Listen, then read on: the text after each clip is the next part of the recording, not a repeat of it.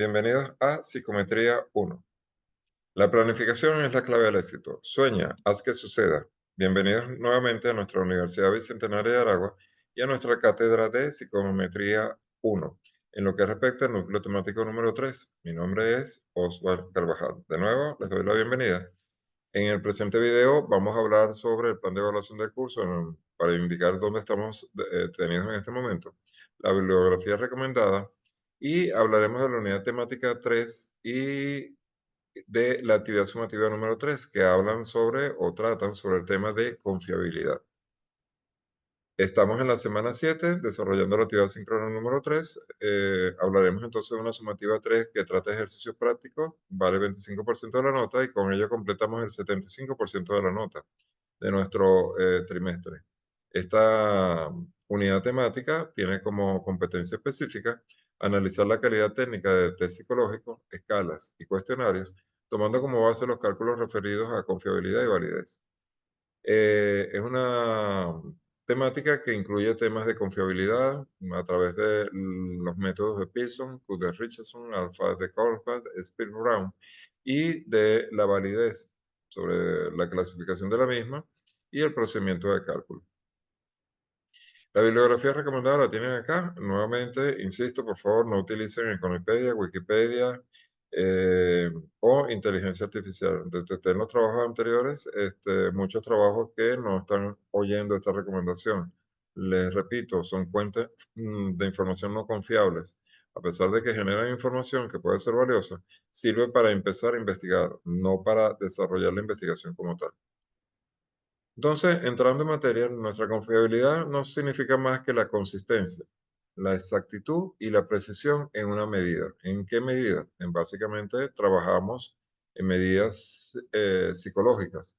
Y lo que trata la confiabilidad entonces es de generar consistencia de las puntuaciones. ¿Qué significa eso? Que si a una misma persona, bajo ciertas condiciones, se le aplica la misma test psicológico, vamos a obtener el mismo resultado siempre. O deberíamos obtener el mismo resultado siempre o lo más cercano al resultado obtenido. Eso siempre y cuando lo repitamos bajo las mismas condiciones.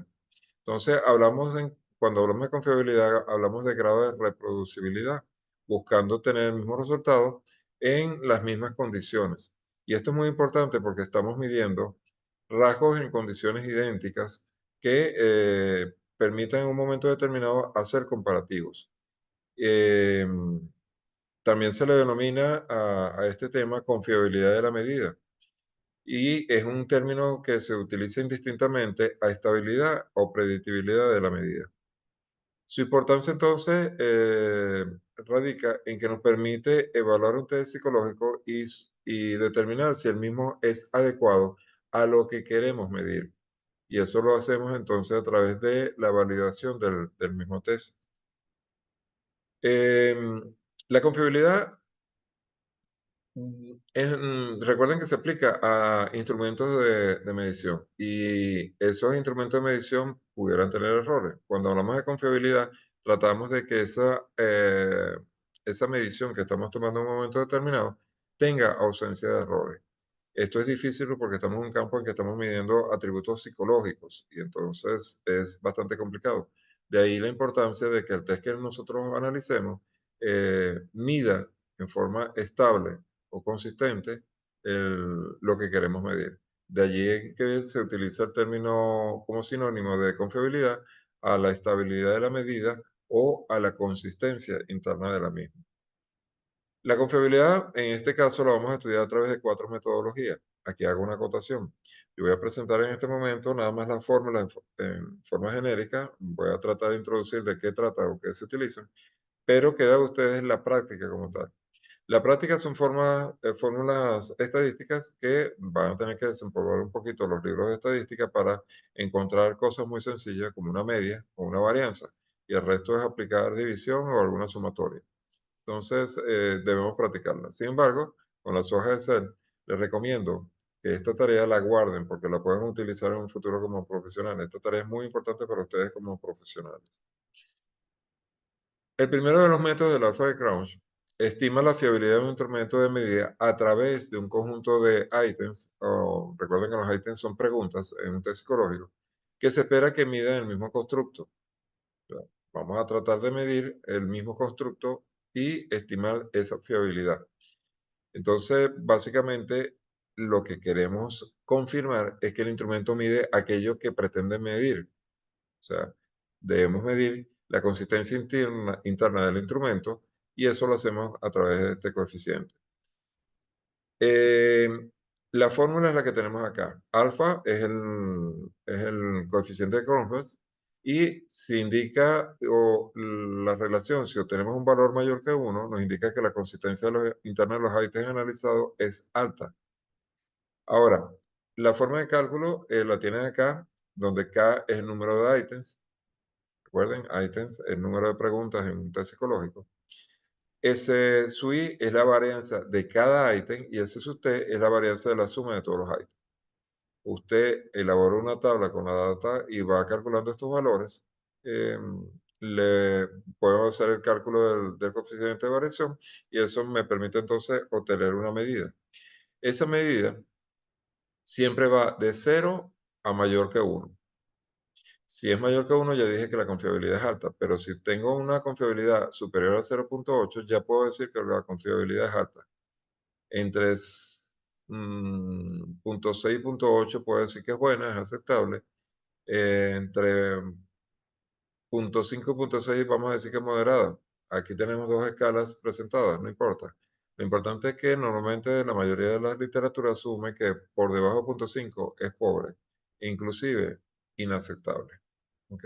Entonces, quiere decir que el instrumento de Cronfeld que estamos analizando, o mejor dicho, el test psicológico que estamos analizando a través del alfa de Cronfeld, nos indicaría un valor por debajo de 0,5 que el mismo no mide lo que queremos medir, por lo tanto hay que descartar sus resultados.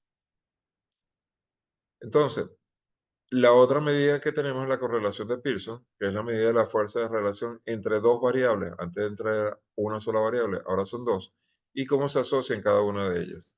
Entonces, lo que básicamente se analiza es el cambio de una variable con respecto a la otra cuando la otra cambia. Acá esta variable puede ser positiva o negativa, podemos tener valores positivos o negativos. Y se utilizan dos términos estadísticos, uno denominado fuerza, que significa la correlación de la relación entre las dos variables, o sea, cuán consistentemente una variable cambiará debido al cambio de la otra. Sus valores son extremos a +1 o -1. Entre +1 y -1 se encuentran estos valores. Si estos valores se sitúan en los extremos, +1 o -1, existe una relación muy fuerte. Y el otro concepto es la dirección, que indica una relación lineal positiva o negativa entre las variables. ¿Se recuerdan cuando graficábamos una curva, una recta? Si crecía de esta forma, decíamos que su pendiente era positiva. Si baja de esta forma que estoy mostrando en el mouse, decimos que su pendiente es negativa. En este caso, al graficarlo, los valores con respecto a una recta de estimación, tenemos una correlación positiva, la recta crece y la correlación es fuerte ya que los valores están muy cercanos a la recta. Eso es lo que me mide la correlación de Pearson. Si por el contrario esos valores empiezan a dispersarse de la recta, en este caso diremos media. Si los valores los tengo por acá, diré que es poca. La correlación de Pearson tiene una fórmula más compleja de cálculo, sin embargo es sencilla en una hoja de cálculo. La correlación es este R, que se calcula como esto denominado SXY, SX sobre SY. SX no es más que la desviación estándar de las dos variables. Fíjense que aquí aparece X menos la media de X, Y menos la media de Y, para cada uno de los ítems analizados entre N, que es el número de elementos del cuestionario. Pero también tengo la desviación estándar de X y la desviación estándar de Y y tengo los promedios. Acá, sustituyendo valores, podemos obtener esta relación. Si esa relación va en forma positiva de de 0,5 a 0,1 o de menos 0,5 a -1, decimos que la asociación es grande. Recuerden que mientras más cercano al extremo, a -1 o a 1, la correlación es fuerte. Lo que indica el negativo es que hay una dirección negativa. La mediana entre punto 3 a punto 5 y menos punto 3 a menos punto 5 es una asociación mediana de fuerza y es pobre de punto 1 a punto 3 o de menos 0.1 a menos 0.3. Valores entre punto 1 y 0 o menos punto 0.1 y 0 son inaceptables. El otro coeficiente que tenemos es la correlación de Spearman. Eso se describe como Rho, se encuentra con esta fórmula que tengo acá, donde D, esta D que tenemos acá, es la diferencia entre los correspondientes estadísticos de orden X menos Y. Se considera el número de orden de los valores que son idénticos en la medida de los números de orden que correspondan si no lo fuese. Esto que parece muy complejo es muy sencillo y lo van a ver cómo se calcula en uno de los videos que les dejo. Van a ver cómo construir la tabla que nos permite calcular esto de forma muy sencilla. Y recordar que en este caso el coeficiente de Spearman es una medida de correlación entre dos variables aleatorias, igual que el método anterior. También sus valores oscilan entre menos 1 y 0,1. Y 0 significa que no hay correlación, no hay dependencia entre los valores. N es el número de valores o parejas de datos que disponemos. Ahora, realmente es una asociación lineal entre dos variables cuantitativas o discretas y la uso cuando comparo dos variables, ya sean continuas o discretas. Acá tenemos una correlación positiva, aquí tenemos una correlación negativa. Y tenemos una tabla de comparativos. Repito, mientras me acerco a 0, la correlación es nula. Mientras me acerco a menos 1 o a 1, la correlación es grande y positiva. Y aquí tenemos una escala de medida. Por último, tenemos el coeficiente KR de Coder-Richardson. Es un coeficiente un poquito más complejo, sin embargo, muy sencillo de calcular, donde KR20 es el coeficiente de confiabilidad y marca igual que el coeficiente de alfa de Kronberg que habíamos visto antes. K es el número de ítem en el instrumento o inventario. BT es la varianza total. SPQ es la sumatoria de la varianza de los ítems. P es la TSVRC, que no es más que la total de respuestas correctas entre n, que es el número de sujetos participantes, y q es 1 menos este valor p. Esto parece complejo, pero esto es parte de estadística, es muy sencillo de su cálculo. Una vez que vean la tabla de formación, verán que es muy sencillo el cálculo. Valores a menores a 0.5 son inaceptables, mientras me acerco al valor a 1 es excelente la correlación. Entonces tengo 4 técnicas para determinarlas que, repito, vamos a dar unos links, van a construir sus hojas de cálculo y van a poder hacer lo que corresponde a la actividad sumativa número 3. Esta sumativa es de ejercicios, de trabajo práctico. Yo les doy acá una serie de links en los cuales les recomiendo que los revisen, pero particularmente visualicen los videos acerca de los métodos de confiabilidad. Les doy un video del método Alpha de Conference que les indica cómo construir la hoja de cálculo y deben verlo y hacerlo para Pearson, para Spear Brown y para Cuder Richards. Revisen estos videos, construyan su hoja de cálculo para poder resolver la tarea. La tarea es una serie de ejercicios. En este caso les estoy diciendo resolver el siguiente ejercicio siguiendo el método de Alpha Converse, donde ustedes tienen una serie de mediciones y una serie de individuos que han dado una respuesta. La idea y la pregunta es, ¿ese instrumento que arrojó esta tabla es o no es confiable? Luego tenemos un siguiente ejercicio que es el método de Pearson. Recuerda que Pearson trabaja con dos variables y buscamos la relación entre ellas. Acá tenemos una serie de mediciones obtenidas y la respuesta en cada uno de esos tests. Veremos si es confiable o no. Luego tenemos Spearman Brown, que vuelve a ser un solo elemento con observaciones puntuales y respuestas a los ítems, y nosotros queremos saber si el instrumento que tomó esta medida es confiable o no. Y Cuder Richardson, que nuevamente una tabla en este caso más grande que las anteriores, y que pueden resolver. Todos estos ejercicios están disponibles en el sistema. O sea, aquí los tenemos en imagen, pero allá los tienen en tablas que los pueden capturar y están en archivo Excel, de tal forma de que no tengan que transcribir los datos. Los datos ya están allí y usted lo que debe es construir la tabla que me resuelve esos problemas. Los resultados igualmente los van a desarrollar en dos archivos esta vez. Un archivo Word, en que hablamos de la parte teórica, y que presentamos los elementos y el resultado obtenido. Pero en el archivo Excel deben mostrar los archivos que dieron origen a esos resultados.